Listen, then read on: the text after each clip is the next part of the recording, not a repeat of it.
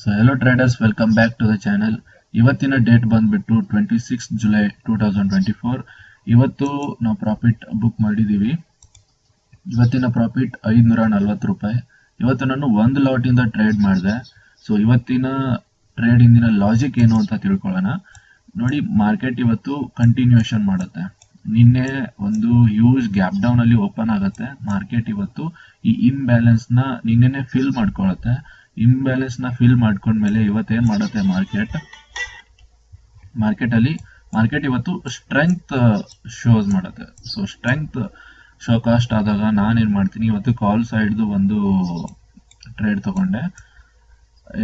First ಇದು 9:15 candle ನೀವು ನೋಡ್ಬೋದು, ಒಂದು ಸ್ಟ್ರಾಂಗ್ ಬುಲ್ಲಿಶ್ ನೇಚರ್ ನಮ್ಗೆ ತೋರ್ಸತ್ತೆ ಮಾರ್ಕೆಟ್.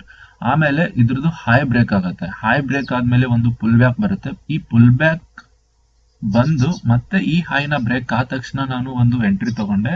ಸೊ ವಿದಿನ್ 5 ಮಿನಿಟ್ಸ್ ಅಲ್ಲಿ ಇವತ್ತು ಸಹ ನನ್ನ ಟಾರ್ಗೆಟ್ ಹಿಟ್ ಆಯ್ತು.